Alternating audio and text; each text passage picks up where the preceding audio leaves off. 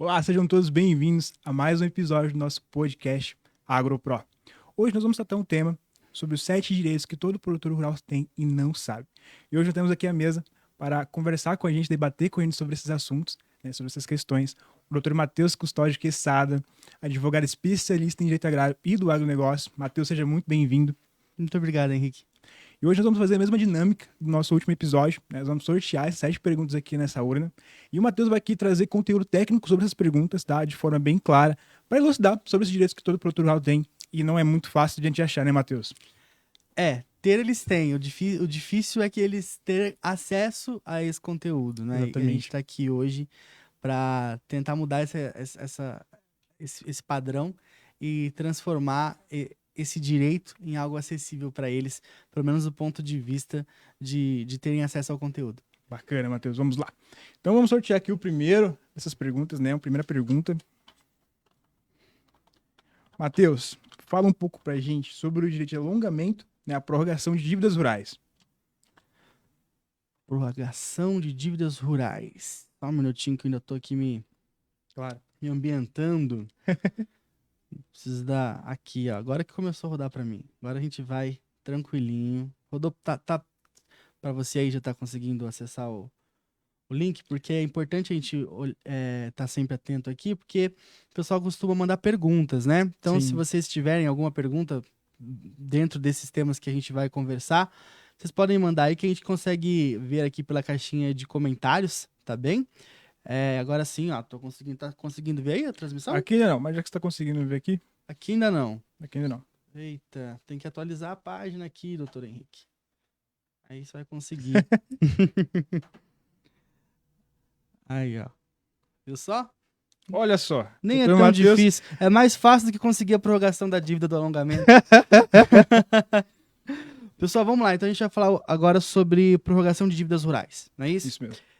Bom, o Manual de Crédito Rural é uma instrução normativa expedida pela CVM, que é a Comissão de Valores Monetários, que é um órgão ligado ao Banco Central. Então, começa aí toda a burocracia, né? Olha, só para a gente chegar sobre o que a gente vai falar, a gente passa por um monte de termos técnicos e isso é o que contribui para dificultar o acesso do produtor a esse tipo de informação, né? O produtor rural, ele não costuma ter acesso a esse tipo de informação e quando tem acesso, essa informação não vem traduzida para ele, vem com esses termos técnicos todos que acabam desincentivando que o produtor rural estude sobre isso, porque é algo que parece tão difícil que ele fala, não vou nem me dedicar a estudar sobre isso porque eu não vou entender, sabe? Então, é para isso que a gente está aqui hoje no podcast AgroPro, que o nosso slogan aqui é o podcast que trata o agro como business, que realmente o agro é um business, ou seja, é um negócio. Então, o produtor rural, depois de tanto tomar na cabeça, né, tá entendendo que não basta saber plantar, não basta saber cultivar, não basta saber fazer o manuseio, o trato com o gado, precisa saber fazer gestão de negócio, Exato. Precisa saber fazer o gerenciamento do business dele, não é?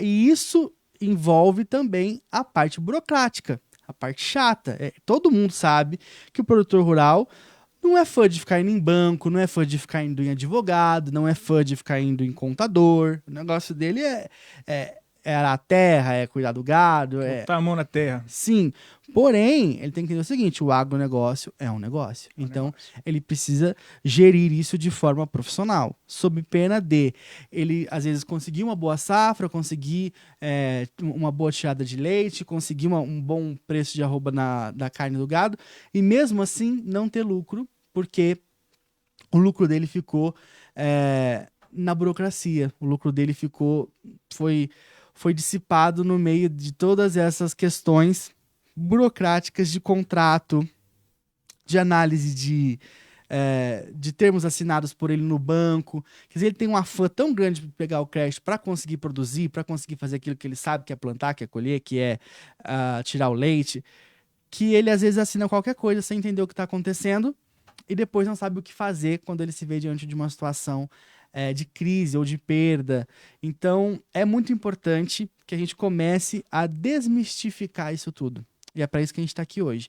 Quando eu falo de alongamento de dívida, por exemplo, que é um direito do produtor rural, eu não sei, cara. Os caras que põem nome nessas coisas, acho que eles são, sei lá, ou é sacanagem, ou é de propósito, ou eles são retardados. Porque você fala alongar uma dívida.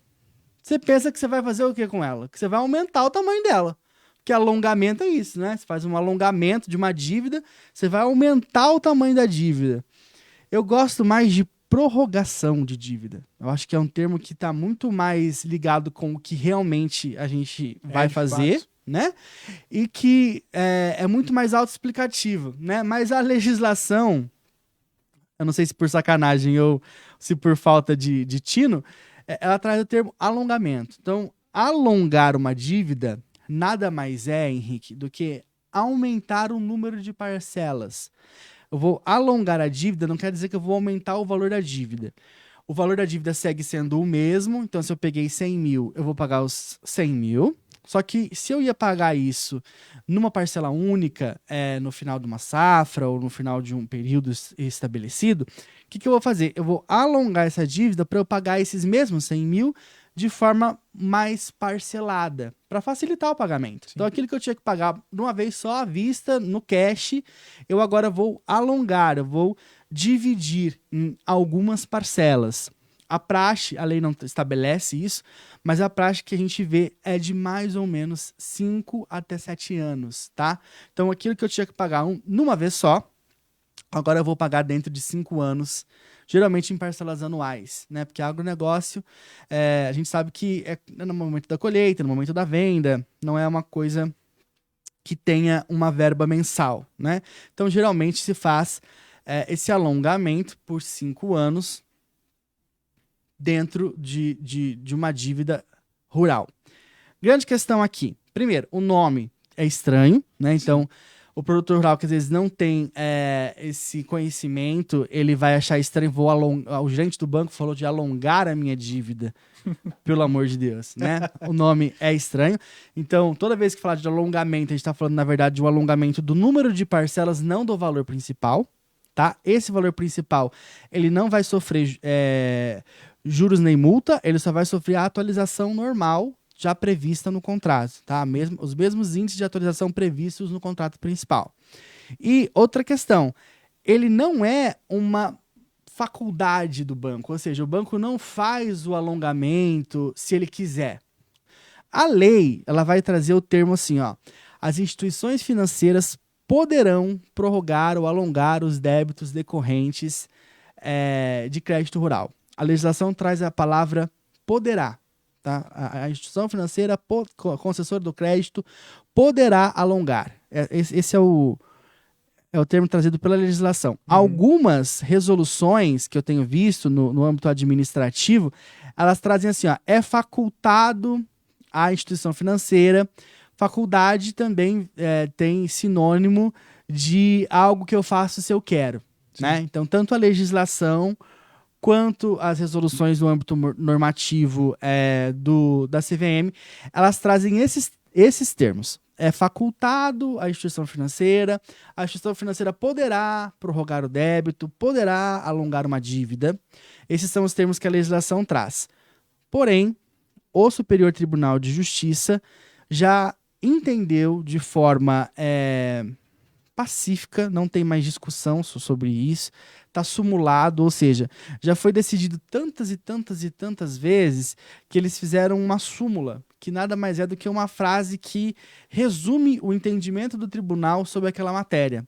E a súmula é a número 298, inclusive se alguém tiver interesse pode colocar no Google e pesquisar, pesquise assim, ó, súmula 298 STJ. E essa súmula, ela vai dizer o seguinte: o alongamento da dívida rural, a prorrogação da dívida rural, ela não é uma faculdade, uma hipótese da instituição financeira. Ela é um direito do produtor rural e se o produtor rural fizer o requerimento, a instituição financeira é obrigada a conceder. Então, olha o tamanho do rolo e é isso que é legal a gente chamar esse podcast. O tema é os 7 direitos que todo produtor rural tem e não sabe. Talvez ele não saiba porque eu acredito que existe realmente todo um complô para que ele não fique sabendo mesmo de um jeito como esse. Porque se fosse para todo mundo saber, você não ia estar aqui ouvindo um podcast de um advogado falando sobre isso. Você ia ouvir o William Bonner falar sobre isso no Jornal Nacional. Você ia ouvir essa informação sendo divulgada, né, nos meios de comunicação que atingem a grande massa da população brasileira. Você ia ouvir isso sendo divulgado, assim como o Plano Safra é divulgado, sabe? Mas como acho que existe um interesse das instituições financeiras por meio de lobby, meio que segurarem essa informação, né? Tanto seguram a informação que conseguiram fazer até com que a lei fosse mal redigida. Porque a lei diz que a instituição financeira poderá conceder o alongamento, poderá conceder a prorrogação. Como se fosse uma escolha. Uma escolha da instituição financeira. E o que está escrito no texto da lei, na letra da lei, é exatamente isso. A instituição financeira pode conceder. Depois, não bastando a lei aprovada pelo Congresso Nacional dizer dessa forma, vai vir o Banco Central, por meio da Comissão de Valores Monetários, a CVM, quando ela vai regular isso no âmbito administrativo, ela também usa a palavra facultado à instituição financeira promover o alongamento do débito. Ou seja, de onde é que está saindo essa desinformação, né? Porque tudo... E veja bem, você imagine um produtor rural, a gente está falando de produtores rurais, né? Chegar no banco e falar assim, oi, eu vim pedir... A coisa mais rara do mundo, ele saber da existência do alongamento. Mas tá. Vamos supor que esse produtor rural é uma mosca branca. Gente, eu preciso até explicar o que é uma mosca branca. Porque esses dias eu usei essa expressão... Às vezes a gente esquece que a gente está falando com produtores do Brasil inteiro. E cada região do Brasil... O Brasil é um continente, praticamente, né? Um país de dimensões continentais. E cada lugar do Brasil tem as suas próprias expressões, né? Esses dias eu usei essa expressão no escritório. Isso é uma mosca branca.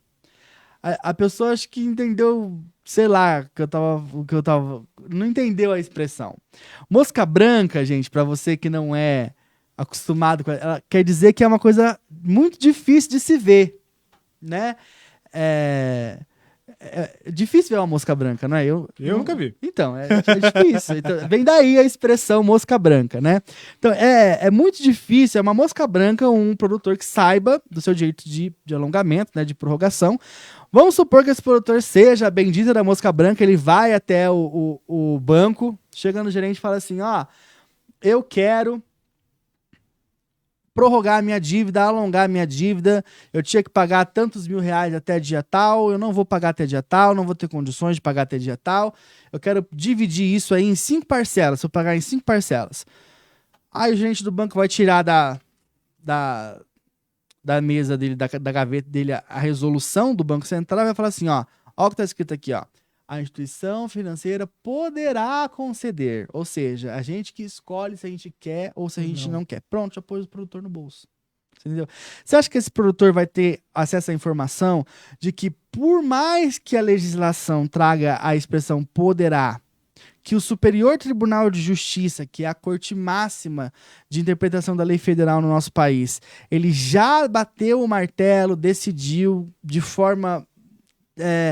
consolidada que aquilo ali é um direito do produtor rural e que a instituição financeira, portanto, ela é obrigada a conceder a prorrogação? Muito provavelmente ele vai estar a informação do gerente como única verdade, né? Como se...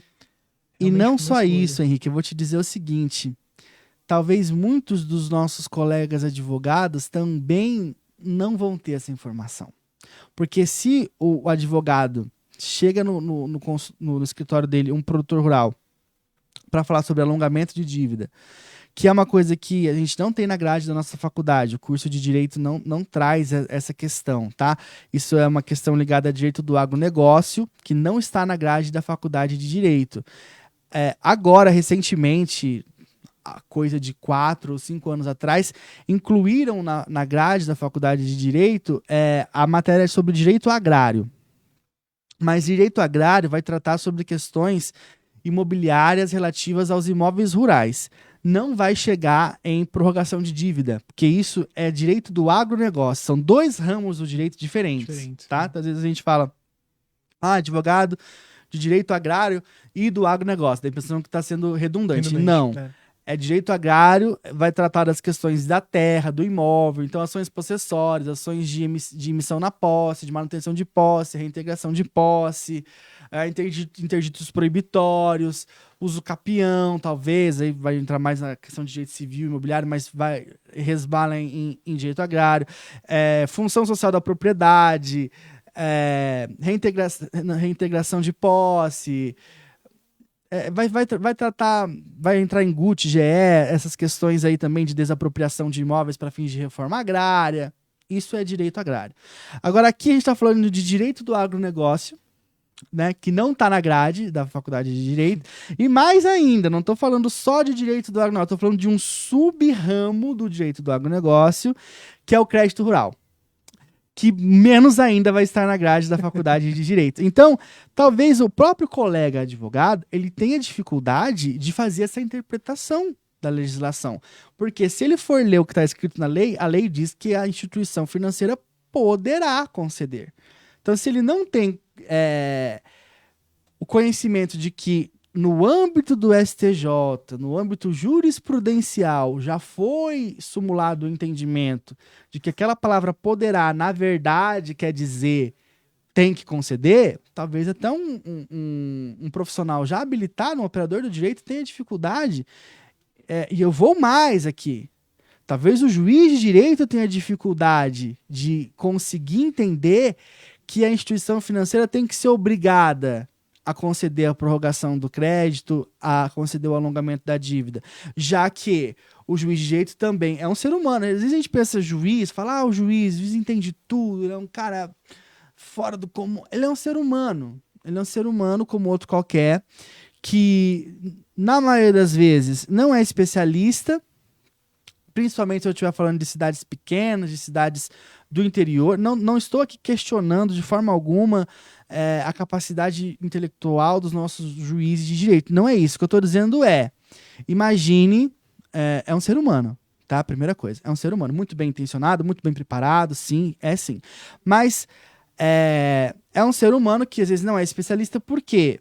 Porque a própria profissão às vezes exige que ele não seja, porque nessas cidades do interior geralmente é um juiz só, ele vai julgar civil, criminal, tributário, tudo na mão dele. Então, como é que um cara desse vai se especializar, por exemplo, em direito agrário, sendo que na vara dele, de manhã, ele está julgando tráfico de entorpecentes, na hora do almoço ele julga uma Maria da Penha, depois ele vai julgar uma questão de guarda, depois ele vai julgar um divórcio, depois ainda vai vir uma questão de direito previdenciário para ele julgar. Entendeu? Então, é complicado. Não se pode exigir às vezes, que o juiz ele seja especialista em todos os ramos. Sim.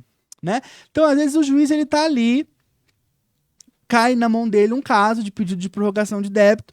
Ele vai fazer o quê? Ele vai analisar a legislação. Ele vai olhar o que está escrito na letra da lei. E a letra da lei diz que a instituição financeira poderá. Então, é aqui que está o pulo do gato. Acho que essa expressão não precisa explicar, né? É aqui que tá o pulo do gato, no sentido de que a gente às vezes bate na tecla uma coisa que talvez lá na área da medicina demorou um pouco, mas o pessoal agora já se acostumou, com a necessidade de você procurar por um especialista. Sim. Né? A medicina também era muito assim antigamente.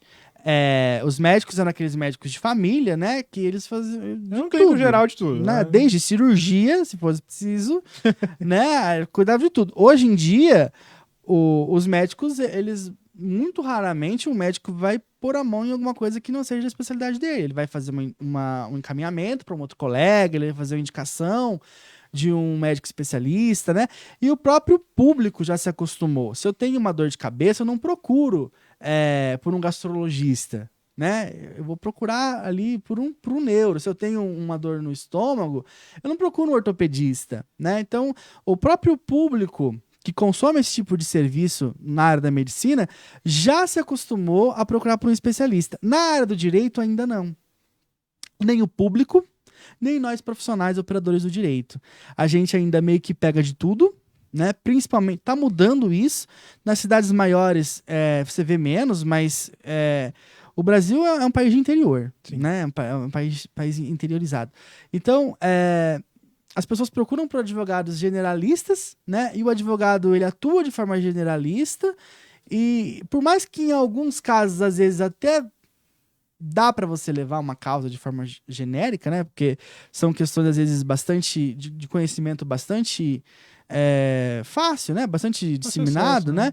Mas algumas áreas, como é o caso do direito do agronegócio, como é o caso, vou citar um outro exemplo, do direito tributário, né? Que são Sim. áreas do direito penal econômico, são áreas muito específicas do direito administrativo, por exemplo, que você precisa de um especialista, né?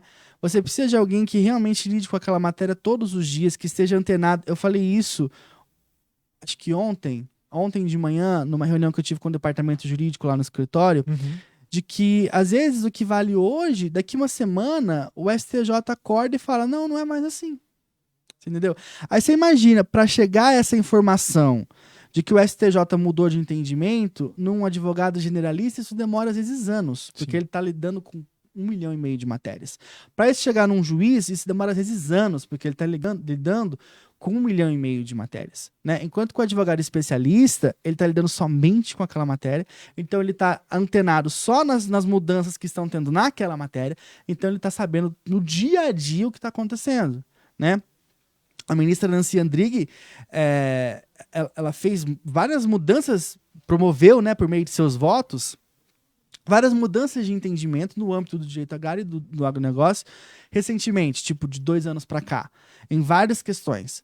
Uma que eu cito como exemplo é que antes, quando você ia fazer uma alegação de impenhorabilidade da pequena propriedade rural, o banco é que tinha que provar que a propriedade não era trabalhada pela família. Hoje, pelo entendimento trazido pela ministra Nancy Andrighi, o ônus da prova mudou. Quem tem que provar agora é o produtor, é o devedor, é a pessoa que está sendo executada. Uma informação dessa ganha ou perde um processo. Sim. Você entendeu? Porque se o advogado não está ligado que ele tem que produzir aquela prova, ele perde um processo, ele deixa a prova precluir por uma questão de que ele simplesmente não se atentou. Aí ele vai falar assim, não, mas eu vou fazer um recurso, aqui porque eu tenho a jurisprudência do STJ que diz que essa prova aqui quem tinha que produzir era o banco, não era o meu cliente. Tá, você tem a jurisprudência, só que essa jurisprudência é do mês passado. E agora tem uma nova. Antigo entendimento, né? É o antigo entendimento. Você entendeu? Que deu certo até o mês passado. Que você usava nas suas petições até no mês passado. Mas que agora, do mês pra cá, já não vai valer mais. Porque a hora que chegar no STJ, você vai ter uma grande surpresa de que o STJ tinha mudado de entendimento. Então, é muito importante nessa área específica. E eu volto a dizer, são algumas áreas do direito, tá? É sempre muito importante que você procure um especialista. Sempre, óbvio. Porém, em algumas áreas específicas do direito, é mais ainda. Como eu dei o exemplo, direito tributário, direito agrário, direito do negócio, direito administrativo, direito penal econômico, também no direito de família. Às vezes as pessoas acham que direito de família é... Eu tenho um amigo, José Mário, ele diz assim, direito de família é o arroz com feijão, né? Mas só que é um arroz com feijão que você tem que saber fazer e dominar e tem que estar antenado. Direito é sobre estar antenado. Sim. Sabe? E o advogado que ele não escolhe uma área do direito para se especializar, ele não consegue estar antenado em tudo. Não dá.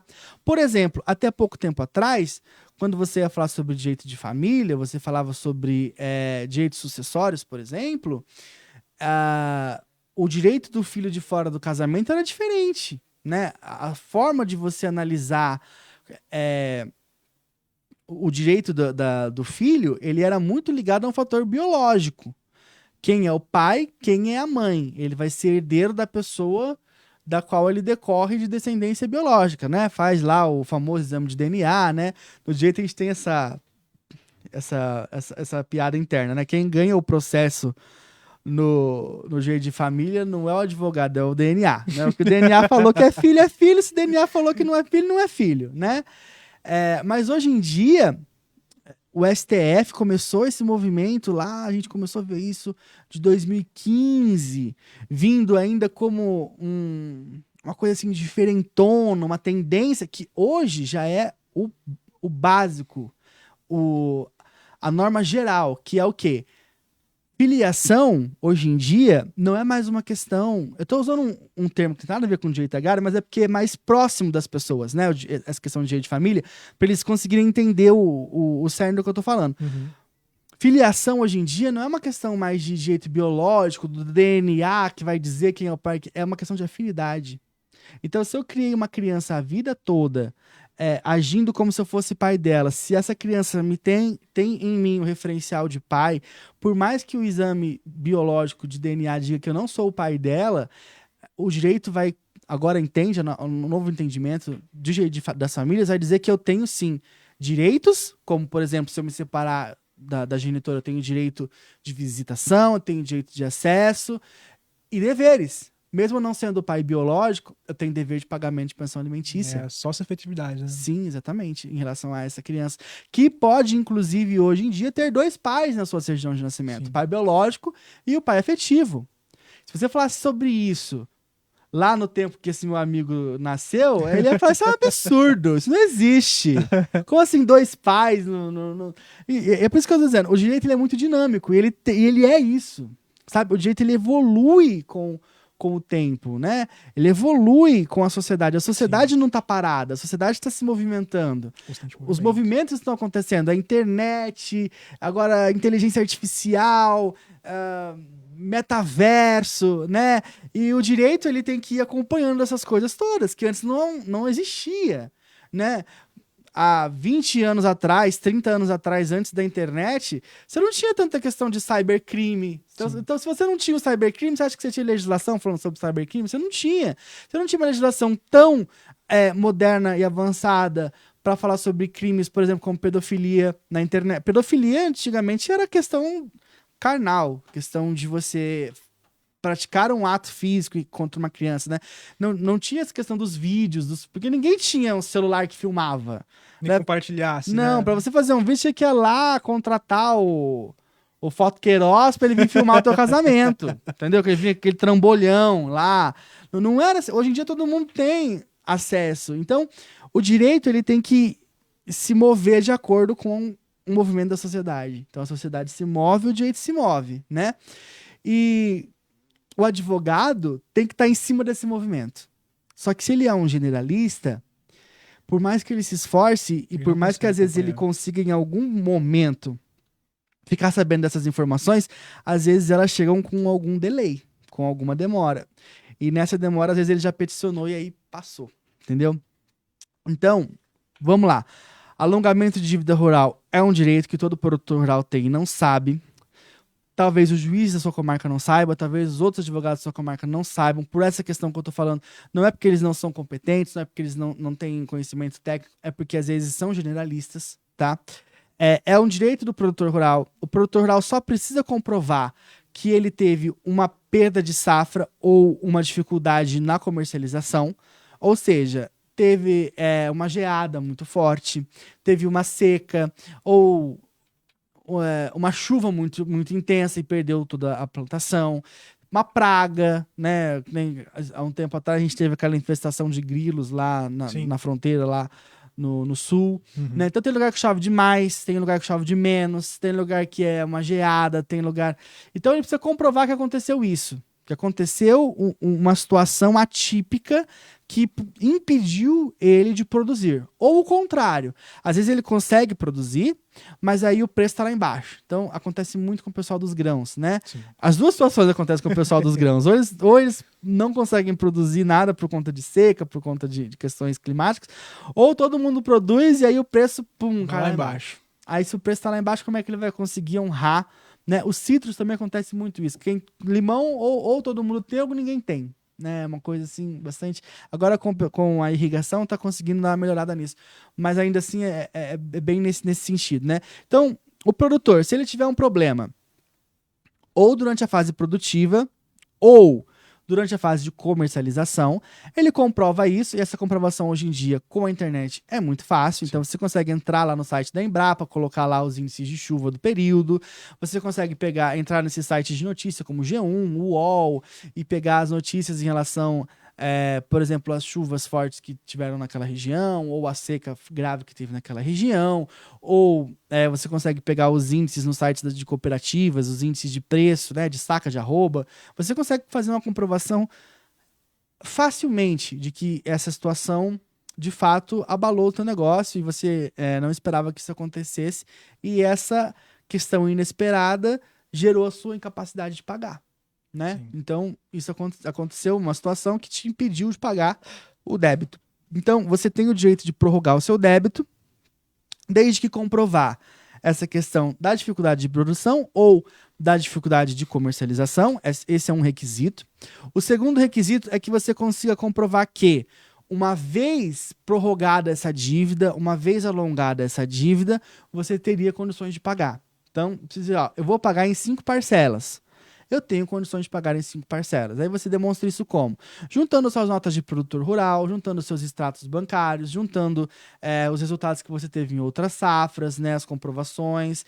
Pessoal que entrega grãos em barracão, tal, tem lá as pesagens, né? Pessoal que vende leite tem lá os galões, as notas fiscais de compra, de venda, mostrar, olha, eu tenho um negócio, eu tenho giro, eu só não tenho dinheiro para te pagar agora, mas se você me der esse crédito, esse fôlego, essa prorrogação, eu vou conseguir pagar, né? Então esse é o segundo requisito. O terceiro requisito, fazer o pedido administrativo para o banco. Então eu não posso, isso é um erro que acontece às vezes, e esse às vezes é quase sempre, quando o advogado não é especialista. Sim. Às vezes ele ouve um vídeo como esse, ele tem acesso a uma informação como essa, ou ele pesquisa na internet e ele vê lá que o produtor rural tem direito de alongar, de prorrogar a dívida. E ele entra direto com a ação judicial e não pode, porque é pré-requisito para que você possa fazer o alongamento, é pré-requisito que você tenha feito o pedido administrativo. E esse pedido administrativo não é chegar no banco e falar assim, ó, prorroga aí. Não, é um pedido administrativo que ele tem que ter alguns critérios. Então, nesse pedido administrativo, você tem que demonstrar esses 2 requisitos que eu falei antes. Então, no pedido que você vai fazer para o banco, que na verdade eu indico que você contrate um advogado especialista para fazer e não faça sozinho. Nesse pedido você vai fazer o quê? Você vai colocar os requisitos ali. Você vai dizer, olha, primeiro, está comprovado aqui que eu tive um problema na produção ou na comercialização. Coloca ali a comprovação. Como eu disse, por meio desses sites, que hoje em dia a gente consegue essas informações de forma fácil na internet. Sim. Segundo, eu tenho condições de pagar se for prorrogado. Então, tá aqui a comprovação, olha meus extratos bancários, olha aqui minhas notas de produção rural, minhas notas fiscais que eu emiti. Se for prorrogado, eu tenho condições de pagar. E terceiro, a forma de prorrogação. Ou seja, eu preciso dizer como é que eu quero pagar isso, né? Geralmente, a legislação lá traz, inclusive, a possibilidade de um período de carência para o início desse pagamento. Então, se eu tinha que pagar 100 mil reais até no final do ano, eu vou dizer o seguinte, não, agora devido a esse problema que eu tive, que todos os produtores rurais da região tiveram, porque não é uma coisa que afeta a um único produtor, né? Se eu tive um problema de seca, todo mundo ali tem um problema, né? Regional. O de comercialização também, se o preço tá baixo para mim, tá baixo para todo mundo, porque esses preços são commodities, né? São regulados pelo mercado. Sim. Então, você vai dizer o seguinte, gente, eu tô falando hoje, hein? Pelo amor de Deus, vamos lá. Que bom, Matheus, fala mais. Eu tô no 1 aqui ainda do negócio. Eu tô no 1. Vamos lá. Tive problema de preço. Comprova ali. Eu vou dizer o seguinte. Agora eu preciso de 2 anos de carência para eu começar a pagar. Então, esses 100 mil reais que eu tinha que te pagar até no final do ano, primeiro, eu não vou pagar. Segundo, nos próximos 2 anos, eu não vou pagar nada. Porque eu preciso de um fôlego para recompor. E nesse tempo de fôlego, que é o prazo de carência que acaba conseguindo, tem que pagar juros disso, não? Juros não. Você vai pagar a atualização monetária do débito principal. E aí eu pago, pago esse débito... Vai fazer um bolo só e divide em 5 e você vai pagar junto com as parcelas isso, entendeu? Então você vai prorrogar os 100 mil que você... Tô dando exemplo com 100 mil porque é um número fechado, mas não tem um limite, tá? 1 milhão, 2 milhões, enfim, o valor que você tinha de dívida para pagar, você vai dizer o seguinte, ó, não vou pagar na data, é importantíssimo que você faça isso antes da dívida vencer.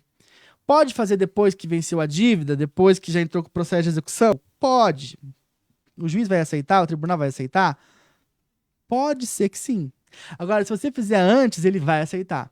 entendeu? Porque aí você cumpre bem bonitinho Todos os os requisitos requisitos. da lei, né? Então você faz esse pedido para o banco administrativo dizendo, ó, não vou conseguir pagar, eu preciso de 1 ou de 2 anos, claro que você pede 2, né? 2 anos para conseguir me recompor, e depois que passarem esses 2 anos de carência, eu vou começar a te pagar isso em parcelas anuais, em 5, em 7, em 8 parcelas. Então, ó como você realmente traz esse Consegue um fôlego para pro reorganizar, produtor, né? né? Eu tinha que tirar um dinheirão de uma vez só, e agora eu vou conseguir 2 anos de carência sem tirar nada do meu bolso, e depois desse período de carência eu vou pagar isso ainda parceladamente. É bom ou não é, Zé? É ótimo, Zé Mário falou. É ótimo. Então, é um direito do produtor rural que poucos sabem. Pouquíssimos sabem. E quem sabe, talvez não sabe instrumentalizar isso, formalizar isso, né? Diante do banco, e depois, se o banco eventualmente não acatar o pedido administrativo, diante do juiz. Sim. Demonstrando isso tudo. Dando para o juiz, que como eu disse no começo da minha fala, às vezes é generalista, às vezes não entende especificamente de direito do agronegócio, você vai dar para o juiz um suporte para ele decidir. Você vai trazer as decisões do Superior Tribunal de Justiça. Você vai mostrar para o juiz, ó, não estou tirando isso aqui da minha cabeça. Ó, isso aqui o Tribunal de Justiça já consolidou o entendimento de que esse poderá aqui, na verdade, tem que prorrogar. É um direito. Você junta ali as cópias das outras decisões de juízes superiores a ele, do tribunal, do Superior Tribunal, né, para você dar esse embasamento para que aí ele decida a seu favor. Então é muito importante isso. Muito importante. Eu usei o tempo do podcast inteiro. Mas é um tema muito bom, é um direito muito bom do produtor ter esse conhecimento, né? Porque como eu estava falando, não é fácil essa informação. Mesmo um advogado especialista, né, tem que ter ali a expertise para poder conseguir esse direito do produtor rural. E ficar em cima das mudanças, do Se manter entendimento. atualizado, né? Se manter atualizado. Porque a dica que a Nancy Andrighi acorda inspirada, ela muda, cara. Você tem que estar em cima ali. Doutora Nancy, todo o meu respeito, viu? Eu admiro muito a senhora. Mas você tem que ficar... E é o trabalho dos ministros. Eles têm realmente que fazer essa... Porque senão, se eles decidirem uma coisa hoje, outra coisa valer para sempre, não existe isso. Realmente a sociedade ela vai mudando e você vai se adequando, né? É necessário. Muito legal. Vamos lá. Sortear aqui o próximo direito. Vou até tomar uma água. Todo produtor rural tem, mas que não sabe. Você sabia desse direito, Zé Mário? Sabia. Zé Mário é conhecedor do direito. Mas teve informação nova aqui que você não sabia ainda. Sim. Teve. Matheus, fala um pouco pra gente do direito de pagamento de percentuais máximos nos contratos de parceria. Tá. Esse aí dá pra passar rapidinho e bem explicadinho. Legal. Contrato de parceria é um contrato agrário típico. Isso significa que ele está tipificado... Essa o Zé Mário não sabe, hein? Presta atenção, anota aí. Isso significa que ele está tipificado na lei. Essa lei é uma lei de 64. O Zé Mário não tinha nascido ainda. É uma lei de 64, conhecida como Estatuto da Terra. Tá? Tem algumas leis que elas ganham um apelidinho, né? Então você tem aí a legislação... A Maria da Penha, por exemplo, ela tem um número, né? Acho que é 10.340, não sei, eu não sou do ramo do direito penal, mas tem a Lei Maria da Penha, ela tem um número. A Lei de Drogas, a Lei 11.343 de 2006. Um abraço pro Dr. Sarracini, delegado da DISE, que me ensinou muito sobre lei de drogas quando eu fiz estágio com ele, mas é conhecida como Lei de Drogas. Você tem lei, por exemplo, a Lei Carolina Dickmann, né? Então, e essa lei é uma lei do agronegócio, uma lei de 64, que tem um nome, a Lei do Estatuto da Terra. Essa legislação, ela tipificou 2 contratos agrários, o de arrendamento e o de parceria. Quando ela tipifica, o que ela quer dizer? Ela cria regras para esses 2 contratos. Ou seja, mesmo que o seu contrato não diga o que está escrito na lei, vai valer o que está na lei. Tá? Então, só pra gente conseguir... Eu falei que ia ser rápido, não vou ser rápido. Eu não consigo explicar o negócio por cima. Ainda que eu tenha que fazer só 3 aqui, depois no outro podcast a gente faz mais 3, não tem problema. Mas eu gosto de... Fica tranquilo, Matheus. Eu tenho um lado um pouco professoral, inclusive a EPAR tá aí pra isso, né? Eu sou muito orgulhoso de ser professor da Escola de Profissionalização da Atividade Rural. E lá a gente falou muito sobre isso nas nossas primeiras aulas agora no plano de ensino 2024. E é importante. Vamos lá. Dentro do direito a gente tem um chavão, vamos dizer assim, um bordão, algo que é muito assim latente. Quando você entra na faculdade de direito, no primeiro ano de direito, você vai ouvir uma expressão assim, ó, pacta sunt servanda, que é uma expressão em latim, que traduzindo significa o contrato faz lei entre as partes. Pacta sunt servanda significa o contrato faz lei entre as partes. Ou seja, existem as legislações que elas valem para todo mundo e existe o contrato que ele faz lei só entre quem assina ele. O contrato passa a ser uma lei entre aquelas pessoas que assinaram. Vou te dar um exemplo. Dizem que quem não sabe explicar dá exemplo, né? Mas enfim, vamos lá. Vou te dar um exemplo. Existe alguma legislação no Brasil que te proíba de ter um gato na sua casa? Não. Não existe. Porém, se você alugar ou comprar um apartamento em um condomínio que não aceita pet, você passa a não poder ter um gato na sua casa. Por quê? Porque você vai assinar um contrato com aquele condomínio e aquele contrato vai dizer que não aceita pet naquele local. Então, para você e aquele condomínio, aquele contrato passou a ser uma lei. Você entendeu? Então, é nesse sentido. Existe alguma legislação que diz que você tem que vender o seu celular por R$500? Não. Mas se a gente assinar um contrato em que você se compromete a vender ele para mim por R$500, passa a ser lei entre a gente aquele contrato, não é? E o que é válido é o que foi acordado entre nós dois, por exemplo, né? Então, o Código Civil, ele vai dizer o seguinte: as partes são livres para contratarem, desde que o objeto da contratação seja lícito, ou seja, eu não posso fazer um contrato de fornecimento de entorpecente com você. Porque o objeto da contratação é ilícito. É ilícito, não posso. Então, o objeto da contratação tem que ser lícito e desde que não exista lei regulando de forma contrária. Então, tem que ter as duas coisas. Tem que ser lícito e eu não posso ter uma lei regulando de forma contrária. No caso da parceria, eu tenho o Estatuto da Terra, que lá no seu artigo, se eu não me engano, 96, parágrafo 4º, alguma coisa assim, vai dizer que na parceria vão valer os seguintes percentuais. E aí ele dá lá o percentual. Então, para o parceiro que entrega só a terra nua, então vamos supor, eu sou dono de um imóvel rural e eu vou ceder ele para você por meio de um contrato de parceria, você vai produzir no meu imóvel, você é o produtor rural. Uhum. Se eu estou te entregando só a terra nua, a legislação vai dizer que eu posso ficar com no máximo 20% daquela produção. Então, você vai produzir e eu vou ficar com 20%.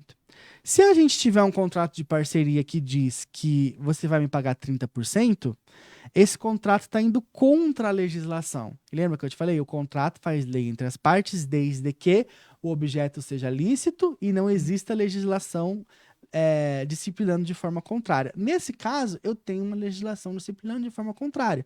Porque o nosso contrato está dizendo que você vai me pagar 30% e a lei está dizendo que o máximo é 20%. Então, isso aqui acontece muito. Gente, não sei se o pessoal que está acompanhando a gente aí já passou por isso. Acontece muito. Às vezes, tem algumas determinadas regiões que é difícil você conseguir terra. Às vezes existe até um monopólio por conta das usinas, por conta de produtores grandes latifundiários, que é difícil para o produtor rural conseguir terra. Então, o que ele faz? Como é difícil, ele se submete a algumas condições para conseguir, ele paga mais caro. Vamos dizer, ele se submete a pagar mais caro. Aí você vai dizer, Matheus, mas é lei da oferta e da procura. Se tem uma escassez por um lado e gente querendo comprar de outro, a terra é minha, eu ponho o preço que eu quiser. Seria se não existisse o Estatuto da Terra. Então, isso e aqui que eu falo da necessidade de você ter um especialista, porque se você for falar sobre isso no jeito do consumidor, no jeito civil como um todo, é lei de oferta e procura. Se eu tenho uma coisa que todo mundo quer e ninguém tem, eu ponho o preço que eu quero. Você quer, você não quer, problema teu. Né? Então, se só eu tenho terra disponível, eu falo assim, ó, eu vou ceder a minha terra, vou fazer contrato de parceria, só que eu quero meio a meio.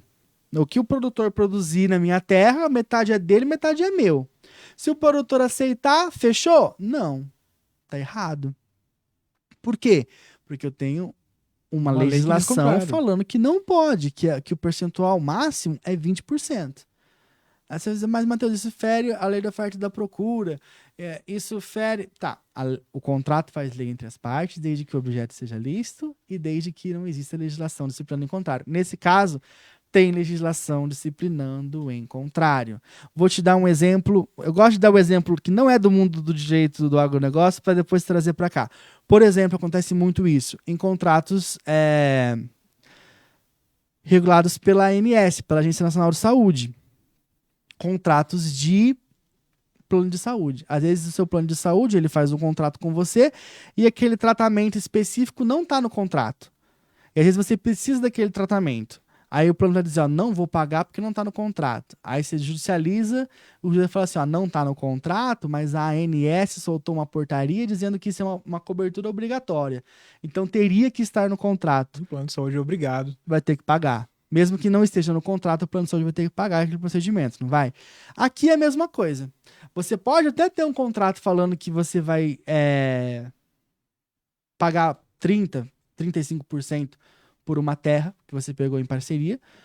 Porém, como a legislação diz que o percentual máximo é 20%, você pode ajuizar um processo pedindo para que aquele contrato passe a obedecer o Estatuto da Terra, invalidando a cláusula que diz que vai ser tantos por cento, para que passe a valer os 20% que o Estatuto da Terra prevê. E, se já aconteceu com você, se você já pagou, você tem 10 anos aí para fazer um pedido de ressarcimento do que você já pagou a mais do que o percentual mínimo de legislação, tá? Então dá uma Legal. olhadinha lá no Estatuto da Terra. É uma lei bastante fácil de conseguir acesso. Você põe lá no Google Estatuto da Terra, corre lá pro artigo 96, que é o artigo que vai regular a parceria, e lá vai ter um parágrafo que ele vai falar dos percentuais. Então, se você concorre só com a terra nua, é no máximo 20%. Se você, além da terra nua, você dá, por exemplo, na sua terra tem uma casa que pode servir como moradia, aí pode ser, se eu não me engano, 25%. Aí se você, além da terra nua e da moradia, você vai entregar também essa terra já preparada para a colheita, aí pode ser 30%. Aí se você, além da terra nua, da moradia e da entrega da terra preparada, você também vai ajudar com implementos agrícolas, ou você vai dar a semente, ou você vai ajudar com mão de obra, aí vai aumentando o percentual gradativamente, você cumprindo esses requisitos, vai aumentando o percentual que o dono da terra pode pegar para ele. Porém, se for só a terra nua mesmo, é 20%. Mesmo que o seu contrato diga outra coisa, o que vai valer é o que está na legislação. Perfeito. É um Matheus. direito do Muito produtor rural e esclarecedor. pouca gente sabe. Muito esclarecedor, Matheus. Vamos pro próximo? Dá tempo? Dá tempo. Vamos lá. O próximo direito do produtor rural. Eu vou falar bem rapidinho agora para dar tempo de fazer todos os 7. Vamos lá. Matheus, fala pra gente do direito de impenhorabilidade dos seus materiais de direito. De trabalho, perdão. Oi? Vou ler de novo aqui a pergunta. Impenhorabilidade dos seus materiais de trabalho. Tá. A legislação, ela traz esse termo. Vai estar lá. Gente, eu tô aqui com um negócio, mas não tem nada de lei aqui, anotado aqui, vocês acreditam? Mas a pessoa fala assim: o Matheus tá lendo o rascunho. Eu não sei o que eu anotei aqui. Acho que eu anotei assim: comprar arroz, feijão, batatinha, porque não tem um artigo de lei anotado aqui nesse bendito desse papel. Pode jogar fora. Mas enfim, o artigo 833, se eu não me engano.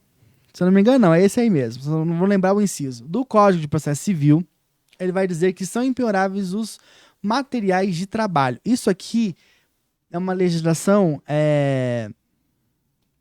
uma legislação genérica, não é específica do agronegócio, tá? É processo civil, ela vale para todo mundo. Tá aprendendo, Zé, alguma coisa? Tem novidade.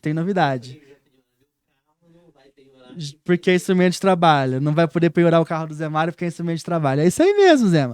Então vamos lá. O que falta, às vezes, pro produtor rural é esse toque do o que é instrumento de trabalho. E às vezes falta pro produtor rural, e às vezes falta pro advogado que vai atender o produtor rural, e às vezes falta pro juiz que vai julgar o caso do produtor rural. Por quê? Quando eu falo instrumento de trabalho, para cada pessoa é uma coisa. né? Então, pro dentista, vai ser lá a cadeira de dentista, vai ser os instrumentos cirúrgicos, né? Pro advogado, vai ser o seu computador, vai ser os seus livros, né? Isso são instrumentos de trabalho a depender da profissão. Pro produtor rural, vai ser o quê? O seu caminhão, o seu trator, a sua colhedeira, o seu pulverizador, né? Às vezes a pessoa não entende que instrumento de trabalho não é só coisa pequena. O Zé Mário já entendeu, ó, o carro dele é instrumento de trabalho. O produtor rural também, pro O produtor rural transporte também, porque o produtor rural, algumas vezes ele mora no sítio. Sim. Se ele não tiver como se locomover para a cidade, para negociar ali a sua safra, para negociar, como é que ele vai fazer, né? Então, às vezes falta esse tino para o produtor rural, e às vezes até para quem vai atender ele, juridicamente falando. Pessoal, quem tiver online e quiser mandar pergunta, tá? Então a gente tá respondendo. Falta esse tino para ele entender que o instrumento de trabalho não é a enxada, não é só isso, né? Não é só a enxada, o rastelo, não. A gente tá falando de coisa grande aqui, a gente tá falando de coisas colhedeira, sem as quais ele não consegue desenvolver a atividade dele, né? Então, poucos produtores rurais sabem que quando a legislação fala os instrumentos de trabalho são impenhoráveis, que esse termo pode ser utilizado para os seus tratores, as suas colhedeiras, os seus pulverizadores, as suas ordenhadeiras, tudo, né? Todos os armazenadores de sementes, né? Sim, os silos é tudo que o produtor rural ele utiliza no dia a dia da exploração da sua atividade rural. Perfeito, Matheus. Olha, esse foi rapidinho. Foi muito rapidinho, mas muito esclarecedor também. Zé Mário entendeu, Zé Mário? Vamos para a próxima. Matheus, fala um pouco pra gente sobre a revisão e anulação de documentos assinados em desacordo com a lei. Já dei um exemplo para você do contrato de parceria, sim. Né? Então acho que eu falo tanto que eu falo um tema dentro do outro. Mas está aí um grande exemplo, né? Então, quando você tem, por exemplo, crédito rural, o banco está acostumado a conceder crédito, de forma geral. Mas o crédito rural, ele tem as suas especificidades. Então, não vai valer só a lei da oferta e da procura. Por quê? Já falei sobre isso aqui nos outros podcasts. Desculpa, só tô tentando achar aqui onde é que fica o bate-papo. Eu preciso da doutora Mariana comigo nessas horas, gente. Não sei, gente, se alguém estiver mandando pergunta e eu não estiver vendo, vocês me desculpem. Doutora Mariana deve estar assistindo isso de lá de onde ela tá. Se estiver acontecendo, Mari, me avisa aqui no WhatsApp, manda pergunta para mim no WhatsApp aqui que eu vejo aqui e respondo, porque eu sem você aqui eu sou uma negação. Mas vamos lá. Um abraço para a doutora Mariana e a doutora Maiara que estão lá no interior. Seguindo. Às vezes o contrato que você pegou o crédito no banco, ele vai estipular uma taxa de juros diferente daquela que o manual de crédito rural estipula. Então você tem o jeito de revisão desse contrato para que você pague não aquela taxa do contrato, mas a taxa do manual de crédito rural. Por quê? Porque as partes são livres para contratar desde que o objeto seja lícito e desde que não haja legislação prevendo de forma contrária. E nesse caso, o manual de crédito rural, apesar de não ser legislação, é instrução normativa específica do órgão competente, que é a CVM, então nesse caso vai ter peso de lei.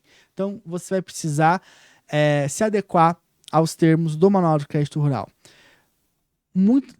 O contrato de parceria também é um grande exemplo disso, né? Então, eu tenho um contrato de parceria que diz que eu tenho que pagar 30% do valor da produção para o dono da terra. Tá errado.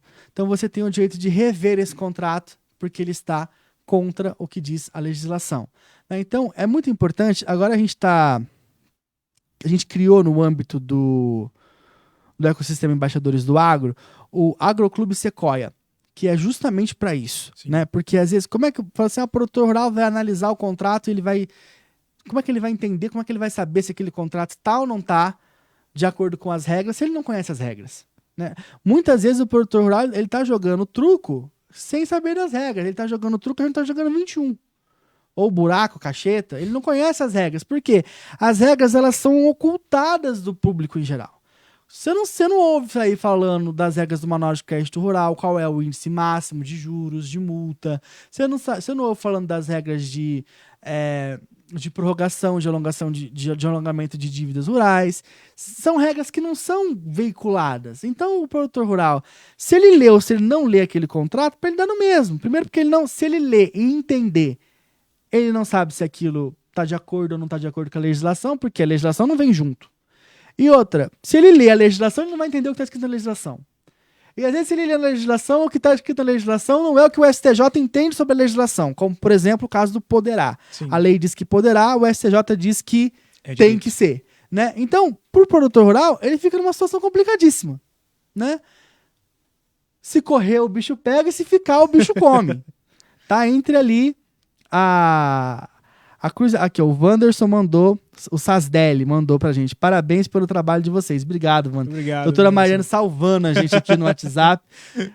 Oh, meu Deus. A pessoa sabe fazer um habeas corpus, mas não sabe olhar um comentário na internet. Obrigado, gente. Valeu.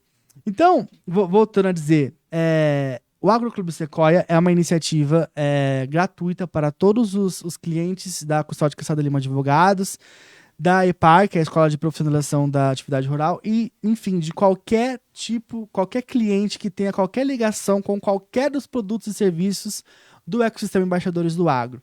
É um clube que a gente criou para ser gratuito, para que as pessoas possam enviar para a gente os contratos antes delas assinarem, para que a gente possa fazer essa análise e dizer para ela, olha, esse contrato está certo, esse contrato está errado, esse contrato ele vai poder ser discutido depois judicialmente, esse contrato tá contra tal legislação, ou tá tudo certo com ele, né? Justamente para que a pessoa possa, para que o produtor rural possa fazer uso desse direito de revisão de cláusulas que estejam, às vezes, nesses contratos, que sejam abusivas, que sejam contrárias ao que está na legislação. Perfeito, Matheus. Muito esclarecedor. Vamos para o próximo direito. Esse aqui vai ser bem breve. Matheus, fala pra gente sobre a impermeabilidade da pequena propriedade rural. Isso aqui, o produtor rural, ele tem que ter esse conhecimento na ponta da língua. Tem. E o advogado que vai atendê-lo também.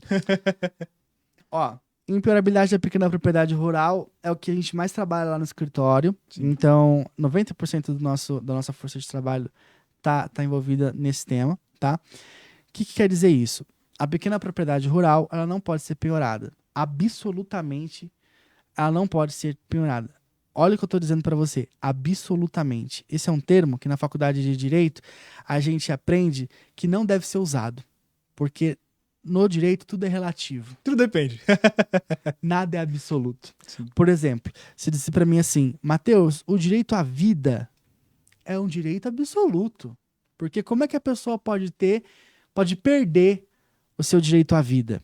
Bom, se você tentar me matar, eu posso, em legítima defesa, acabar matando você.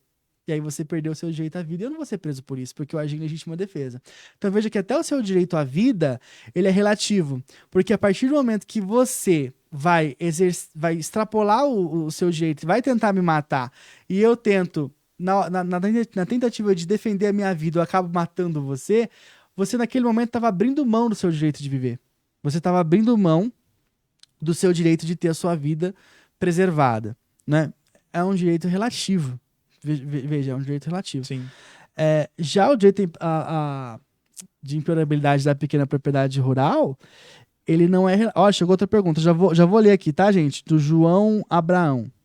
Só um minutinho, já vou ler. A doutora Mariana salvando. O direito à pequena propriedade rural, ele é um direito absoluto. Ou seja, ele está acima do direito à vida, que é relativo. O direito à liberdade, eu tenho direito de liberdade? Depende. Depende. Meu direito de liberdade, olha como... Direito de liberdade não é uma coisa que parece muito básica, muito assim, tipo... Poxa, direito de liberdade é um direito que deve ser absoluto, porque ele é um direito muito essencial. Mas se eu cometer um crime, eu vou ter esse meu direito de liberdade relativizado, eu vou perdê-lo. Eu vou ser preso. Privado de liberdade. Vou ser privado de liberdade. Vou dizer mais. Se eu quiser passar com o meu carro numa rodovia que tem pedágio, eu vou ter que pagar para passar por ali. Meu direito de liberdade ali está condicionado verdade. ao pagamento de uma tarifa. Então, veja como um direito que parece ser tão essencial, às vezes ele é relativizado. Mas o direito da impenhorabilidade da pequena propriedade rural é absoluto. Ou seja, a pequena propriedade rural ela não pode ser penhorada para pagamento de nenhuma dívida. Anota isso bem grandão assim, ó. Nenhuma dívida. Matheus, e dívida trabalhista, que é uma dívida assim que tem um caráter de alimentar, né? É absoluto. Se é absoluto, dívida trabalhista não pode. E dívida tributária, Matheus, que é uma dívida com o Estado, né? O Estado vai precisar desse dinheiro para colocar ali serviços públicos.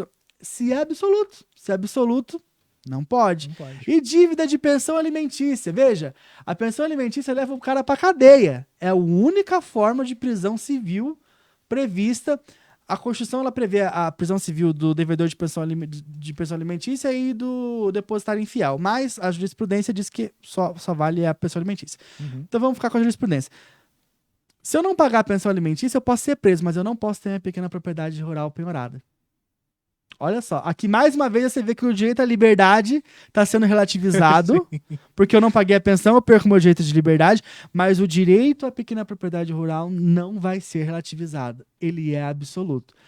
Desse você não sabia, hein, Zema, que era tão forte assim, hein? O negócio aqui é forte. Mais forte que o próprio direito à vida. A liberdade e a vida, para você ver, é nesse sentido.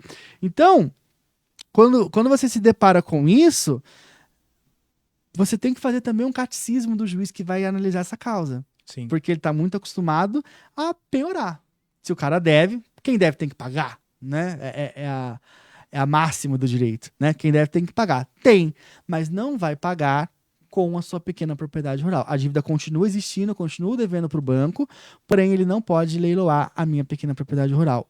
E aqui vale dizer, estou falando de impenhorabilidade prevista na Constituição, não estou falando de impenhorabilidade da lei do bem de família. Pelo amor de Deus, Nossa Senhora Aparecida, todos os anjos e todos os santos que existem. Não confunda conhaque de alcatrão com catraca de canhão. Um abraço pro seu Evaldo, professor de história. Tem uma bendita, vou dizer bendita, porque eu não vou falar palavrão aqui, mas que de bendita não tem nada. Tem uma famigerada lei no Brasil chamada Lei de Bem de Família, que é uma legislação. Todo mundo aqui deve ter ouvido falar de Lei de Bem de Família, é bem conhecida essa lei. A casa que eu moro eu não perco porque é bem de família. Né? Vem dessa daí, né? Vem dessa pegada aí. Uhum.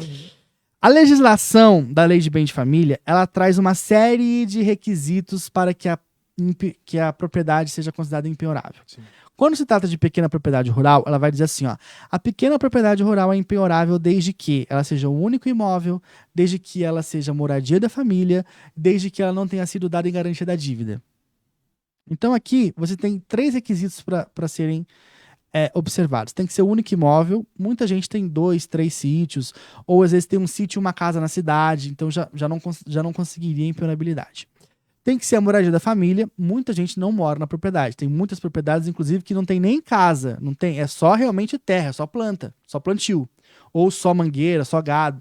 Não tem aquela casa da sede, não tem lugar de morar. Então, se a família não mora na propriedade, ela também não seria considerada impenhorável por essa lei. E terceiro, que é o pior. A legislação fala assim, ó, ela é impenhorável desde que ela não tenha sido dada em garantia. E 99,99% dos casos, quando você vai pegar o dinheiro no banco, o banco exige que você coloque a propriedade em garantia, Sim. ou em hipoteca, ou em alienação fiduciária. Ou seja, essa legislação não serve para o produtor rural. Não adianta eu dizer que a minha propriedade ela é impenhorável, porque ela é bem de família, se ela não cumpre um desses 3 requisitos. Provavelmente ela não vai cumprir o requisito de único imóvel, porque a maioria dos produtores rurais hoje em dia não moram no imóvel rural, moram na cidade. Então ele tem um imóvel rural e tem um imóvel urbano. Uhum. São 2 imóveis, já não cumpriria esse requisito. A maioria das famílias não mora, a família... Imagina, se um produtor rural com a família dele inteira morando lá dentro é muito difícil. As crianças precisam estudar, enfim, não tem esse interesse mais na família moderna brasileira em morar no campo. Existe um êxodo rural. Uhum. Até o Zé Mário mora na cidade agora. E é em São Paulo, hein? São Paulo. Não é cidadezinha interior, não. E a questão da garantia. 99% dos imóveis eles foram sim dados em garantia. Né? Então, essa legislação ela não serve. A impenhorabilidade que eu estou falando aqui é a do artigo 5º, inciso 26 da Constituição. Então, veja bem, a pequena propriedade rural ela tem 2 formas de ser considerada impenhorável. Uma delas é a da lei do bem de família, que aí você tem que cumprir todos esses requisitos que eu te falei. Tem que ser o único imóvel, tem que ser morado pela família e não pode ter sido dado em garantia. A outra, que também é o mesmo nome, é impenhorabilidade da pequena propriedade rural. Daí a confusão. Que eu falo que esses caras que fazem leis fazem de sacanagem, porque não é possível, cara, não é possível. Você dá o mesmo nome para coisas diferentes. Meu Deus do céu, né? Não entra na minha cabeça isso. Mas tá, é o mesmo nome, impenhorabilidade da pequena propriedade rural. Ela pode ser pela lei de bem de família, que aí tem todos esses requisitos que eu te falei, ou ela pode ser pela Constituição. Quando você traz ela pela Constituição, ela diz o seguinte: a pequena propriedade rural não pode ser penhorada desde que trabalhada pela família. É o único requisito. É só isso. Ela tem que ser pequena. O que é uma pequena propriedade? Aquela que tem até 4 módulos fiscais. Qual que é o tamanho do módulo fiscal? Coloca lá no Google, módulo fiscal e o nome do seu município, você vai saber o tamanho do módulo fiscal, você multiplica por 4, você tem 4 módulos fiscais, lembrando que aquela medida está em hectares. Falei rápido para conseguir dar... Vamos lá. Então vamos lá. A pequena propriedade rural, impenhorabilidade. Na lei de bem de família, tem que ser... Ah, Matheus, está sendo prolixo, está repetindo. Tô, porque eu falo isso todo dia para 500 juízes diferentes, todo dia, então você vai ouvir 10 vezes também. Tem que ser pequena, tem que ser o único imóvel, tem que ser residência da família, não pode ter sido dado em garantia. 4 requisitos. Lá na Constituição, artigo 5º, inciso 26, ela tem que ser pequena e trabalhada pela família. Ponto. E a jurisprudência já diz que esse trabalhada pela família pode não ser exclusivamente pela família, pode ter funcionários. Ou seja, só de você ter uma exploração... Extrair a renda, né, da talvez propriedade. Dependendo do tribunal, até a mesma propriedade arrendada, você consegue... Se você comprovar que a família vive daquele arrendamento... Existem tribunais já dizendo que a propriedade vai ser impenhorável. Então, veja, por que é que eu vou ir fazer um pedido de impenhorabilidade com base na lei do bem de família, que tem esse 1,5 milhão de requisitos, se eu tenho a Constituição Federal, que é uma lei mais forte e que só traz 2 requisitos? E que não fala nada que eu não possa ter dado em garantia. Não tem sentido. Não tem sentido. Só que às vezes o advogado não conhece a legislação. E pior, às vezes o juiz não conhece a legislação. Ele vê lá o nome, impenhorabilidade da pequena propriedade rural. Ele já liga ao bem de família. Pelo amor de Santo André. Mas a impenhorabilidade da pequena propriedade rural não é só do bem de família, é também da Constituição. Então, é um direito que o produtor rural tem, e às vezes ele até sabe que ele tem, mas ele acha que é bem de família. Sim. Ele confunde isso aqui, e aí é que dá o problema. Então, vamos lá. Pequena propriedade rural, ela é impenhorável. E se ela não for pequena? Se ela for maior do que os 4 módulos fiscais? E se ela tiver, por exemplo, 8 módulos fiscais? A parte que corresponde a 4 módulos fiscais vai ser impenhorável. Então, se eu tenho uma propriedade de 8 módulos fiscais, eu consigo a impenhorabilidade de 4 desses 8 módulos fiscais. Eu consigo uma impenhorabilidade parcial. Não é só porque ela é maior que eu perco ela inteira. Então, os 4 módulos fiscais, eles são garantidos pela Constituição, que eu vou conseguir reconhecer a impenhorabilidade deles. Se a propriedade for menor que 4 módulos fiscais, eu consigo a impenhorabilidade da propriedade como um todo. Se ela passar de 4 módulos fiscais, eu vou conseguir a impenhorabilidade desses 4 módulos fiscais. Sabia dessa, Zé? Ah lá, o Zé sabia. Outra coisa. Sangue de Jesus tem poder. Os frutos da pequena propriedade rural são igualmente impenhoráveis. Muito legal. Isso é uma coisa também que a gente precisa colocar aqui. Então... Se a propriedade ou imóvel não pode ser penhorado, por que ele não pode ser penhorado? Porque o Poder Judiciário, o legislador, o legislador, ele entende que o produtor, ele tira o sustento dele daquele pedaço de terra ali, certo? Então, se o produtor tira o sustento dele daquele pedaço de terra, não pode penhorar esse pedaço de terra por uma questão de subsistência familiar do produtor. Seria muito incoerente se eu não deixasse penhorar o imóvel, mas deixasse penhorar a safra. Porque ele tem a terra, mas a safra, que é o que ele ia comer, ele não vai comer a terra. Ele vai comer o que ele produziu da terra. Aí, se ele não pode vender a safra e pegar o dinheiro para ele, porque esse dinheiro vai ficar penhorado, não tem sentido. Então, veja, tanto a pequena propriedade, tô falando do imóvel lá, o cartório de imóveis, tá? Da propriedade ou imóvel, a terra é impenhorável. E os frutos são impenhoráveis. Então, se ela está arrendada, o arrendamento não pode ser penhorado. Se está produzindo café, o café não vai poder ser penhorado. Se está produzindo gado, o gado não vai poder ser penhorado. Sabia dessa, Zé? Olha lá, o Zé é demais. Então, a pequena propriedade rural, o que pouca gente sabe? que impenhorabilidade da pequena propriedade rural não tem nada a ver com impenhorabilidade de lei de bem de família, é uma legislação separada, e que os frutos da pequena propriedade rural também não podem ser penhorados. É isso aí que eu tenho pra falar. Perfeito, Tem Matheus. 1 milhão de coisas pra falar, mas o tempo tá acabando. Tem ali as... Ó, vamos segurar aí o tema? Claro. Deixa eu ver É aqui verdade. as duas... Tem duas perguntas aqui que a Mariane mandou pra gente. A doutora Mariane mandou assim, ó. João Abraão perguntou: se um produtor tem um contrato... Gente, se eu ler a pergunta aqui e não saber a resposta de cabeça, eu sou louco, né?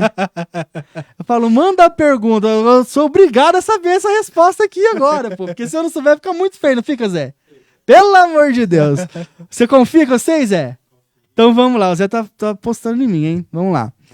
João Abrão perguntou: se um produtor rural tem um contrato de parceria em uma propriedade pequena, abaixo de 4 módulos, essa parceria não atrapalha a questão da impenhorabilidade? Não atrapalha, João Abrão. Pelo que eu estou entendendo aqui, o produtor rural tem um contrato de parceria em uma propriedade pequena de 4 módulos. Se ficar comprovado que essa propriedade pequena, abaixo de 4 módulos fiscais, o valor que você tira dessa propriedade, que você ofere dessa propriedade é para a subsistência da família, a questão de existir um contrato de parceria não vai impedir que você faça o pedido de reconhecimento de impenhorabilidade, tá? Isso, eu não consegui entender muito bem aqui em qual posição esse produtor tá. Se esse produtor ele tem uma propriedade e além da propriedade que ele tem, ele ainda tem um contrato de parceria numa outra propriedade. Se for essa questão, também não vejo problema nenhum, não tem problema. Eu posso ter uma pequena propriedade rural e 10 contratos de parceria para produção em outras propriedades. Eu não vou poder perder a minha propriedade porque eu tenho contrato de parceria para explorar outras terras. Não vai ter problema nenhum. E se eu sou o dono da terra, da pequena propriedade rural, abaixo de 4 módulos, e eu cedi essa terra por meio de parceria e outras pessoas estão explorando essa terra, desde que eu esteja vivendo do valor que está vindo desse contrato de parceria, também não tem problema nenhum. Não vai impedir a alegação de impenhorabilidade, tá? Então, não entendi aqui em qual dos dois pontos o João quis tratar, se ele está aqui como dono da terra que está arrendando terras por fora, ou se ele está como dono da terra que está arrendando para outros virem produzir, mas de qualquer uma das hipóteses em que ele se colocar, não vai haver problema, tá? Outra pergunta também do João Abraão. Vocês fazem um excelente trabalho, conheci aí o Dr. Iago Neves. Dr. Iago Neves, gerente jurídico da CQL Advogados. Muito obrigado aí, doutor Iago, cheio das moral, hein? Eu não ganho um elogio, doutor Iago Neves ganha elogio. Tá vendo? Muito legal. Eita, pega. Vamos lá. Vamos seguir aqui. Tá vendo, Zé? Eu respondi.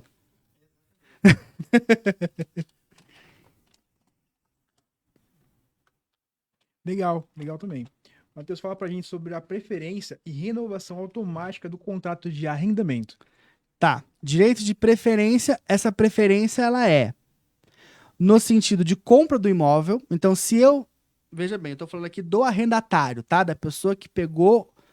Que tá na terra de outra pessoa. Então, você é o dono da terra, arrendou pra mim. Eu sou o arrendatário. Sim. Se você quiser vender esse imóvel, você tem que me dar direito de preferência. Eu tenho direito de preferência de comprar. Então, você tem que oferecer pra mim primeiro, claro, dentro dos termos, das condições que você quiser, e eu vou dizer pra você se eu quero ou não quero comprar esse imóvel. É um direito meu de preferência. Só depois que eu falar que não quero, é que você pode oferecer para outras pessoas, nos mesmos termos que você ofereceu para mim. Você não pode oferecer para mim um imóvel por R$1 milhão, eu falo que eu não quero, você vai no Zé Mário e oferece por 800 mil. Aí você não obedeceu o meu direito de preferência, você me tungou.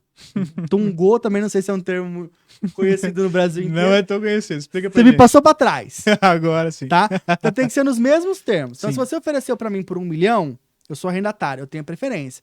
Eu falo, não, eu não quero comprar. Tá, aí você pode vender para quem você quiser. Só que tem que ser pelo mesmo preço que você ofereceu para mim. Ah, Matheus, mas eu ofereci para você por R$1 milhão, você não quis. Cheguei lá no Zé Mário, na hora da negociação, ele 950 mil. Aí eu não posso vender para ele por 950 mil? A gente estava negociando. Não pode. Você tem que vir em mim de novo, oferecer para mim, falar, olha, agora eu tô fazendo por 950. Você tem interesse? Eu falo não. Aí sim você pode. A preferência é de quem? A preferência é minha. Sim. Outra coisa, a forma de pagamento tem que ser a mesma. Então você não pode falar assim para mim, Matheus, eu quero vender meu imóvel por R$1 milhão, à vista, eu falo que eu não quero, você chega no Zé Mário e vende para ele por 1 milhão, parcelado em 2, 3 vezes. Também você tá tolhendo o meu direito de preferência, tá? Não pode. Outra coisa, essa notificação do direito de preferência, ela tem que ser por escrito, em cartório de notas, pelo tabelião de notas. Não pode ser pelo WhatsApp, você mandar assim, você quer comprar minha terra? Tá 1 milhão. Não vale, tá? E no meio rural, a gente tem muito dessa falta de formalização das coisas, né? Então, não é assim que funciona, tá? Não é assim que funciona. Tem que ser obedecida à formalidade. Tem que ser por cartório de registro de notas, tabelião de notas, notificação. Tem que me dar 30 dias para eu dizer se eu quero ou se eu não quero. Tá? E lá embaixo você coloca assim: o silêncio será entendido como desistência da compra. Tá? Para ficar ali dito que se eu não responder, porque talvez eu não responda, você vai poder entender aquele silêncio depois de 30 dias. Como um aceite. Como um aceite. Um aceite não, mas tô declinando, não quero comprar. Entendi. Tá? Então tem que ser assim. Matheus, se eu mandar uma carta com a R, manda pra sua mãe a carta com a R. Fala pra ela que você ama ela, deseja pra ela um feliz dia das mães. Pro arrendatário, você manda uma notificação extrajudicial por meio de cartório de notas, tá? Tabelião de notas. Certinho. Tem que ser assim. Sim. Tá? Esse é um direito de preferência do arrendatário. Outro direito de preferência que o arrendatário tem, da renovação do arrendamento. Então, se você é o dono da terra, eu sou o seu arrendatário, eu estou na sua terra, vai vencer o nosso contrato. Se você for continuar arrendando essa terra, você tem que oferecer para mim primeiro. Você não pode oferecer para você quer arrendar minha terra? Não, eu tenho a preferência. Claro que nos seus termos, né? Então, fala, Matheus, você está na terra, você está arrendada aí por tantas sacas, agora eu vou aumentar, eu quero 10 sacas a mais, 20 sacas a mais por alqueire. Você tem interesse em ficar? Eu vou dizer que sim ou que não. E aí você pode oferecer para outra pessoa. De novo, essa notificação de preferência por cartório, registro de notas, nada de boca. Depois eu comprovo com testemunha. Testemunha você leva no cartório o dia que você for casar. Isso aqui você vai fazer por meio de cartório de registro de notas, tá? Vai fazer por meio de cartório de registro de notas para você não ter dor de cabeça. Então, o arrendatário tem direito na renovação. E se eu arrendar para outra pessoa sem o direito de renovação do arrendatário? Ele vai ter direito de perdas e danos. Ele vai poder ajuizar uma ação contra você, dizendo que você não observou o direito dele e ele vai poder ser indenizado. Outra questão. Tá falando de arrendamento? 6 meses antes do prazo do arrendamento. Essa aqui o Zé Mário, tenho certeza que o Zé Mário não sabia. 6 meses antes de vencer o prazo do arrendamento, eu preciso notificar o arrendatário se eu não quiser continuar com ele na terra, senão o contrato vai se renovar automaticamente. Então veja bem, se eu tenho um contrato com você, eu sou o dono da terra agora na brincadeira, eu vou ser o fazendeiro, sou o Zé Inocêncio. Tá? Eu sou o dono da terra, eu vou arrendar um pedaço de terra para ti por 3 anos, que é o prazo mínimo do arrendamento. Então você pensa assim, tá, a hora que chegar lá no final do 3º ano, se eu não quiser mais o Henrique na minha terra, eu posso mandar ele sair. Porque deu o prazo do contrato. A legislação vai dizer o seguinte: é um contrato agrário típico, está previsto no Estatuto da Terra, e o Estatuto da Terra vai valer sobre o contrato, porque é aquela mesma questão de que vale a lei quando a lei te dizer uma coisa e o contrato dizer outra, vale a lei. A lei vai dizer o seguinte: se o dono da terra não notificar o arrendatário com 6 meses de antecedência, o contrato está renovado automaticamente. Então, se eu quiser tirar você da minha terra, quando der 2 anos e meio, ou seja, faltando 6 meses para dar o prazo de 3 anos, eu te mando uma notificação pelo WhatsApp, pelo Messenger, pelo Tinder? Não. Pelo cartório de registro de notas. Né? Presta bem atenção nisso daqui, gente, porque eu já vi gente perdendo muita grana em processo por conta disso, por não observar a formalidade. Então, pelo cartório de registro de notas, 6 meses antes de terminar o arrendamento, eu vou dizer para você o seguinte: Henrique, não tenho mais interesse em renovar o arrendamento. Aí sim o contrato não vai renovar automaticamente. Se passou um dia, o contrato renovou automaticamente. Então, eu preciso fazer essa notificação sob pena. E o contrato é a mesma coisa. Você é arrendatário. Se você não quiser ficar na terra, você precisa me mandar uma notificação pro dono da terra dizendo que você não quer ficar, porque senão vai renovar o seu contrato automaticamente e você vai ter que pagar a renda de mais 3 anos, porque o contrato ficou renovado automaticamente. Você sabia dessa, Zé? Essa é diferentona. Tá lá no artigo 95 do Estatuto da Terra, tá bom? Muito então, legal. é sobre essa questão da necessidade das outorgas de preferência, né? E da necessidade de notificação com 6 meses antes, sob pena do contrato ser automaticamente renovado. E aí você tem que, ou você, dono da terra, você vai ter que ficar com o arrendatário na sua terra por mais 3 anos, ou se o contrato era de 10 anos, ele renova por 10 anos. Vai renovar pelo mesmo prazo do contrato anterior.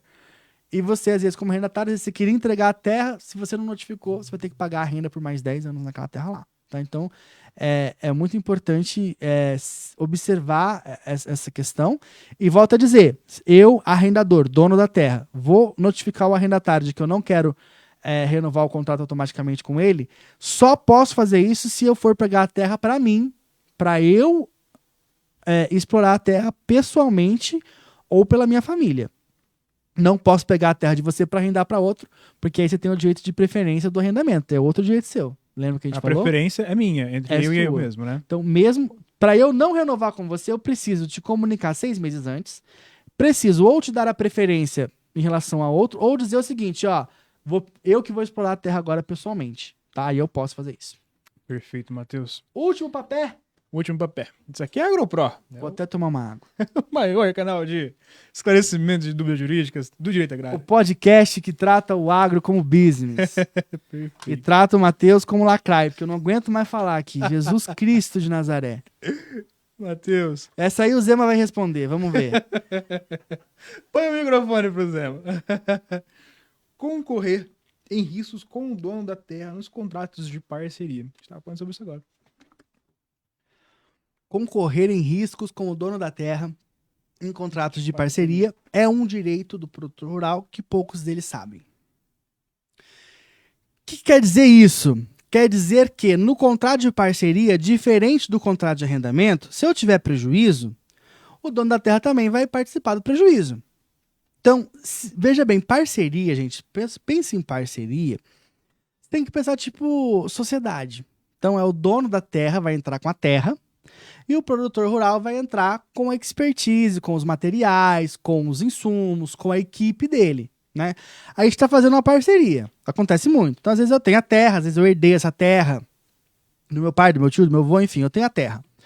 Mas às vezes eu não entendo nada de terras. Eu sou um médico, sou, sei lá, não tenho as manhas, como diz, se não tem as manhas, não entra. Se ser um especialista, você não entra não, né? Então, eu não tenho as manhas de lidar com a terra, eu não entendo nada de terra, né? Então, o que eu vou fazer? Eu vou procurar alguém que seja produtor rural. Então, ele vai ter, além da expertise, ele já sabe da onde comprar os insumos, ele já tem o trator, ele já tem o pessoal que planta. Então, é uma parceria, né? Eu sou dono da terra, eu entro com a terra e você entra com o trabalho. Só que tem muito dono da terra que acha que no contrato de parceria é como se fosse um arrendamento, em que a pessoa que está entrando com o trabalho, ela vai ter que pagar X por alqueire. E não é assim. Ele não vai pagar X por alqueire.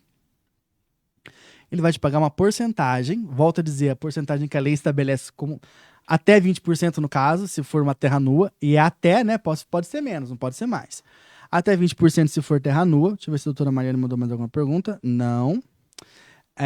Até 20% se for a terra nua. Só que veja bem, se não produzir, é uma porcentagem, é 20%. Se não produzir, 20% de nada. É nada. Se eu tiver prejuízo, 20% do prejuízo, a gente vai rachar. Você entende? E às vezes o dono da terra, o Zema vai ter até... No próximo podcast, o Zema vai sentar com a gente aqui. Convidado. O Zema vai ter até mais expertise nisso para falar. Às vezes no contrato de parceria, o dono da terra, ele quer saber do dinheiro, né? Se produziu, se não produziu, se teve prejuízo ou não, ele acha que isso é problema do produtor rural. É problema do parceiro que veio produzir na terra. Só que a legislação não diz isso. A legislação diz que não, que o parceiro, o dono da terra, se tiver algum problema de comercialização, se tiver algum problema de caso fortuito de força maior, ele também vai responder e vai ter que dar descontos e às vezes até participar do prejuízo junto com o parceiro que estava produzindo. E esse é um direito que muitos produtores rurais assinam contrato de parceria sem fazer nem ideia desse direito. Eu acabei. Matheus, ótimo, muito esclarecedor. Muito bom esse podcast. Quer acrescentar mais alguma informação? Não, quero agradecer aqui o pessoal da Urban. Pessoal, vocês querem gravar um podcast? Vem pra cá. Quer fazer um... É que também tem coworking, não é? Coworking também, dá uma ligadinha aqui. Quero agradecer o pessoal. Não é público, porque eu tô pagando normal a hora, tá? Mas é um pessoal muito bacana, muito solícito. Quero agradecer o Zema, que veio com a gente hoje aqui. Na próxima vez eu vou trazer o Zema aqui pra mesa. Que o Zema, ele tem bastante conhecimento do dia a dia. Já foi produtor rural, né, Zema? Trabalhou. É de uma família de produtores rurais. A tia dele tinha sítio. Acho legal também a gente ter na mesa alguém que não vai trazer só a questão da técnica, mas vai trazer a questão da vivência. Vai dizer assim, a prática, né? Olha, o produtor rural lá na lida, no dia a dia, ele enfrenta tal problema, tal situação, né? Acho isso bastante interessante. Quero agradecer a Custódio Caçada Lima Advogados, a Embaixadores do Agro, que está patrocinando a gente, patrocina eu. Patrocina eu! Tá patrocinando a gente aqui. Quero agradecer a você, Henrique, por ser sempre tão solícito, sempre tão gentil e sempre tão elegante na condução dos trabalhos aqui do nosso podcast. E é isso, agradecer a todos os nossos gerentes de unidades de negócios, o Henrique é um deles, agradecer o Raul, agradecer... Doutor Iago Neves, eu não vou agradecer porque já teve agradecimento aqui, já estão puxando muita sardinha. Tem autoestima. O cara nem tá aqui. Você vê uma coisa dessa? Olha, agora são 7 horas da noite, sexta-feira, da semana de carnaval, que tá todo mundo emendando. Eu tô aqui, o cara nem tá aqui, é ele que ganha o elogio do cliente, rapaz. Tô brincando, viu, João? Tô brincando. Mas é uma brincadeira que é verdade. Viu? Tô mordido. Quero agradecer a doutora Maiara, a doutora Mariane, que estão super parceiras, sempre aí com a gente. E é isso, não vou falar o nome de mais ninguém, que senão vai acabar esquecendo. Muito obrigado para todos que nos acompanharam até aqui. Assistiu esse podcast, tá com alguma dúvida? Anota no próximo live, no nosso próximo podcast aqui, a gente vai te responder ao vivo. Tá ok? Grande abraço e até mais. Obrigado, gente. Tchau, tchau. Valeu.